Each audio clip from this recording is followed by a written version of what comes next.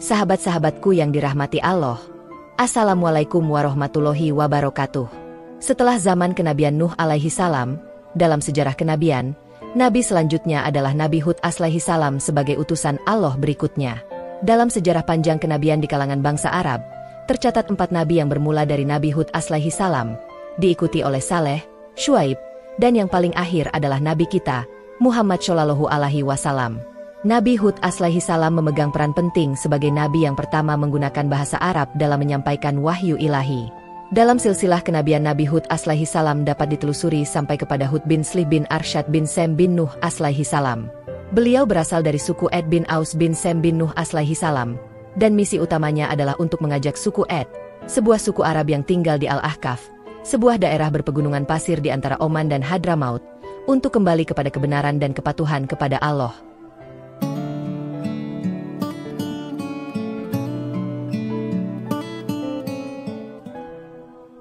Dalam tugas suci ini, Hud diutus oleh Allah Subhanahu wa Ta'ala untuk membangkitkan kesadaran dan kepatuhan di antara saudara-saudaranya sendiri, suku Ed, terhadap perintah dan larangan dari Allah Subhanahu wa Ta'ala. Syekh Muhammad bin Ahmad bin Ilyas dalam karyanya yang menarik, Kisah Penciptaan dan Tokoh-Tokoh Sepanjang Zaman, yang telah diterjemahkan oleh Abdul Halim, mengungkapkan kisah menakjubkan tentang kaum Ed. Mereka adalah kelompok pertama setelah banjir besar pada zaman Nabi Nuh alaihi salam yang mulai menyembah berhala. Kehadiran mereka ditandai dengan postur fisik yang luar biasa dan kekuatan yang mengagumkan, jauh melampaui manusia pada umumnya pada zaman itu. Kaum Ed dipimpin oleh seorang raja bernama Jaljilan, yang tingginya mencapai sekitar 100 siku, atau setara dengan 45 meter berdasarkan perhitungan dari situs katadataco.id. Ketinggian yang luar biasa ini membuatnya tampak seperti bayangan besar yang hampir menutupi matahari saat berdiri tegak. Bahkan, kekuatannya tidak hanya terlihat dari postur fisiknya yang besar, tetapi juga dalam tindakan nyata. Ketika Jaljilan meletakkan tangannya di atas sebuah gunung, ia mampu dengan mudah menghancurkan gunung tersebut dari semua sisinya. Kisah ini tidak hanya memperlihatkan kebesaran fisik Jaljilan dan kaum Ed, tetapi juga menggambarkan peran penting mereka dalam sejarah manusia. Mereka menjadi contoh tentang bagaimana kekuatan dan kebesaran alam semesta dapat tercermin dalam ciptaan Allah Subhanahu wa Ta'ala. Wahab bin Munabbih, seorang figur terkemuka dari kalangan tabi'in yang dipandang tinggi dalam bidang sejarah, menggambarkan dengan detail yang mengagumkan tentang kaum Ed. Menurutnya, tinggi rata-rata laki-laki dari kaum Ed mencapai 100 siku, sedangkan yang paling pendek sekitar 60 siku. Mereka dianggap belum dewasa hingga mencapai usia 100 tahun, dan umumnya memiliki umur yang panjang, bahkan melebihi 400 tahun. Selain fisik yang besar, kepala mereka dikatakan sebesar kubah yang besar, menunjukkan kebesaran dan keunikannya. Mereka terkenal sebagai kaum yang kejam dan mempraktikkan penyembahan berhala, mencerminkan budaya dan kehidupan yang kaya dengan mitos dan legenda pada zamannya. Wahab bin Munabbih sendiri memiliki latar belakang campuran dari Arab Selatan dan Persia, serta pengetahuan yang dalam tentang kitab suci dan tradisi Yahudi dan Nasrani. Ini menjadikannya sebagai sumber yang berharga untuk banyak riwayat dari kisah-kisah Israeliat dan sejarah umat manusia. Salah satu kisah yang menarik dari catatan Wahab adalah tentang kebesaran seorang individu dari kaum Amalek. Jahid bin Asla pernah menyaksikan sebuah peristiwa luar biasa di mana serigala bersama anak-anaknya berkumpul di dalam tengkorak kepala seorang laki-laki Amalek, sementara gigi gerahamnya yang ditimbang memiliki berat yang mencapai 10 kati. Wahab bin Munabbih meriwayatkan bahwa ketika kejahatan kaum raksasa mencapai puncaknya, Allah Subhanahu wa Ta'ala mengutus Nabi Hud untuk memberi peringatan kepada kaum Ed. Jibril turun kepadanya dan menyampaikan pesan dari Allah. Sesungguhnya Allah mengutusmu kepada kaum Ed. Berilah mereka peringatan bahwa Allah telah memberikan mereka umur yang panjang dan kekuatan yang belum pernah diberikan kepada siapapun sebelum mereka. Mereka adalah kaum yang diangkat sebagai pembesar yang menguasai emas dan memiliki umur yang sangat panjang. Datanglah kepada mereka dan ajaklah mereka untuk beriman kepada Allah Subhanahu wa Ta'ala, agar mereka meninggalkan penyembahan berhala dan kembali menyembah Allah yang Maha Esa. Nabi Hud alaihi salam pun mendatangi mereka saat mereka sedang merayakan hari raya. Para pemimpin kaum itu berkumpul, dan Raja Jaljilan duduk di atas sebuah ranjang emas dengan mahkota yang dihiasi permata yang megah di kepalanya. Mereka tidak menyadari kehadiran Hud alaihi salam sampai ia berseru, "Wahai orang-orang, beribadahlah kepada Allah, Tuhanku dan Tuhanku kalian.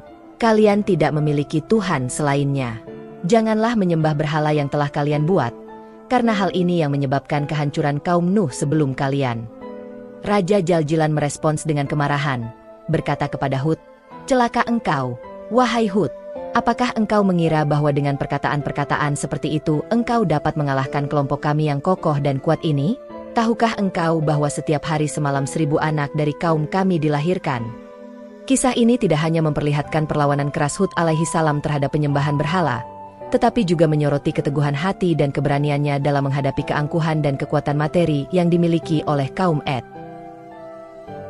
Tatkala Hud alaihi salam merasa putus asa karena kaumnya tidak mau mendengarkan seruannya untuk beriman kepada Allah Subhanahu wa Ta'ala, dia memohon kepada Allah agar membuat istri-istri mereka menjadi mandul sehingga tidak ada satupun wanita dari kaum mereka yang hamil dalam 1 tahun itu.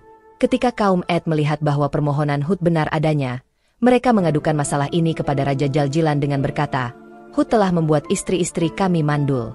Kami khawatir bahwa perkataannya ini benar." Allah Subhanahu wa Ta'ala kemudian memberitahukan kepada Nabi Hud alaihi salam, "Kabarkanlah kepada kaummu agar mereka beriman kepadaku. Jika mereka tidak beriman, maka aku akan mengirimkan kepada mereka angin yang membinasakan." Ketika kaum Ad mendengar ancaman ini dari Hud, mereka merespons dengan kekerasan dan melemparnya dengan batu. Namun, Hud alaihi salam tetap gigih dalam dakwahnya selama 70 tahun, meskipun selama periode itu mereka terus-menerus memusuhi dan melemparnya dengan batu. Saat Nabi Hud merasa putus asa karena keteguhan hati kaumnya dalam kekafiran mereka yang jelas-jelas terserlah, dia berdoa kepada Allah, "Wahai Tuhanku, Engkau tahu bahwa sesungguhnya aku telah menyampaikan risalah MU kepada kaum Ad, tetapi mereka tetap dalam kekafiran mereka yang jelas." Allah Subhanahu wa Ta'ala kemudian menghentikan hujan dari mereka selama 7 tahun berturut-turut. Tanah mereka mengering, hewan ternak mereka mati, dan kebutuhan mereka meningkat sedangkan persediaan berkurang, sehingga banyak dari mereka yang mati sampai setengah dari jumlah mereka. Kisah ini menunjukkan ketabahan dan kesabaran Nabi Hud alaihi salam dalam menghadapi tantangan berat dari kaumnya, serta hikmah dari azab yang diterima oleh kaum Ad sebagai akibat dari penolakan mereka terhadap dakwah tauhid dan penyembahan berhala. Berhari-hari bahkan bertahun-tahun Nabi Hud alaihi salam berdakwah, kaumnya enggan mendengarkannya. Akhirnya, Allah Subhanahu wa Ta'ala menurunkan azab pertama kepada mereka. Saat itu, bumi dilanda kemarau yang panjang dan tidak ada hujan yang turun sama sekali. Kaum Ad bergantung pada hujan karena mayoritas dari mereka adalah petani dan penggembala.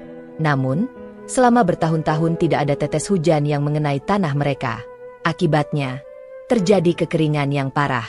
Sawah dan kebun mereka gagal panen, tanaman layu dan mati, dan hewan ternak mereka kekurangan air minum dan rumput untuk dimakan. Banyak hewan ternak mati dan penduduk mereka juga mengalami kelaparan dan kekurangan. Dalam riwayat yang lain disebutkan bahwa akibat azab kemarau yang luar biasa ini, setengah dari penduduk kaum Ad meninggal karena kelaparan dan kehausan. Nabi Hud alaihi salam, setelah lama berupaya mengajak kaumnya dengan sabar tanpa hasil, akhirnya meninggalkan mereka. Sebelum kemarau terjadi, Hud pindah dari Al-Ahqaf ke Mekah atau Safar ke Mekah, di mana dia menemukan komunitas yang menerima dakwahnya dengan baik dan tinggal bersama mereka yang beriman. Ketika musibah kemarau melanda, 7 orang dari kaum Ad memutuskan untuk pergi ke Mekah dengan tujuan berdoa kepada berhala-berhala yang mereka yakini memiliki kekuatan. Kabar yang tersebar di masyarakat menyebutkan bahwa berhala-berhala di Mekah lebih mustajab dalam mengabulkan doa, sehingga mereka berangkat dengan harapan agar kemarau yang melanda daerah mereka bisa dihilangkan. Setibanya di depan berhala-berhala Mekah, mereka bersama-sama berdoa dengan sungguh-sungguh, memohon agar musibah kemarau di daerah mereka berakhir. Ketika mereka selesai berdoa, tiba-tiba terdengar suara dari langit yang seolah-olah merespons doa mereka dengan memberi tanda bahwa doa mereka diterima. Suara itu bertanya, "Apa yang kalian inginkan?" Mereka menjawab, "Kami ingin hujan turun di daerah kami yang sedang dilanda kemarau ini." Suara dari langit kembali berkata, "Baiklah, jika kalian ingin hujan, pilihlah dari semua warna awan yang ada di langit ini. Kalian mau awan berwarna putih, hitam, kuning, atau merah?" Tanpa ragu, mereka menjawab, "Kami memilih awan berwarna hitam." Mereka mengetahui bahwa awan berwarna hitam biasanya mengandung lebih banyak air dan peluang untuk hujan lebih besar. Suara dari langit mengabulkan permintaan mereka. "Baiklah, permintaan kalian akan kukabulkan. Pulanglah ke kaum kalian dan tunggulah di sana. Aku akan mengirimkan apa yang kalian minta." Kisah ini menggambarkan keputusan kaum Ad untuk mencari bantuan melalui berhala-berhala, serta tanggapan dari Allah Subhanahu wa Ta'ala yang memberikan mereka pertanda bahwa doa mereka telah diterima. Ini juga menunjukkan betapa Allah Maha Kuasa dalam mengatur segala hal, bahkan dalam respons permintaan yang tidak sesuai dengan kehendaknya. Setelah kembali ke kaum mereka, 7 orang dari kaum Ad memberitahu bahwa doa mereka telah dikabulkan oleh berhala-berhala di Mekah. Tak lama kemudian, mereka melihat dari kejauhan barisan awan hitam yang mendekat ke wilayah mereka. Kaum Ad pun bersukacita, mengira bahwa hujan akan segera turun. Mereka keluar dari rumah-rumah mereka untuk menyaksikan kedatangan awan-awan tersebut, percaya bahwa ini akan membawa berkah bagi mereka.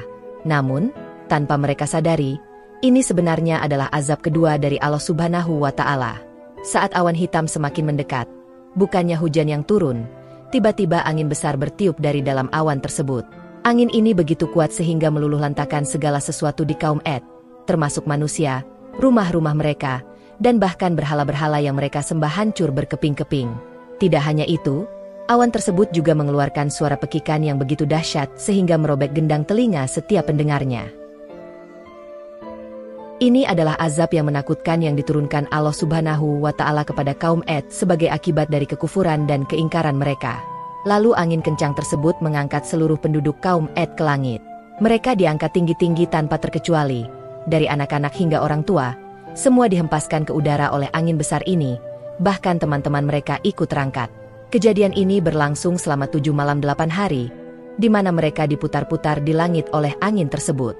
Ketika angin akhirnya berhenti, mereka dilemparkan kembali ke bumi dengan keras, dengan kepala mereka menancap di tanah. Mereka dijatuhkan dari langit dengan kepala sebagai titik pertama menempel ke tanah. Akhirnya, dari azab yang mengerikan ini tidak tersisa seorang pun kecuali Allah Subhanahu wa Ta'ala telah membinasakan seluruh penduduk kaum Ad, termasuk peradabannya yang musnah. Di sisi lain, Nabi Hud yang hijrah bersama pengikutnya berhasil selamat dari azab yang menimpa kaumnya ini. Setelah cuaca kembali tenang dan Al-Ahqaf sunyi dari kehadiran kaum Ad, Nabi Hud berhijrah ke Hadramaut, Yaman.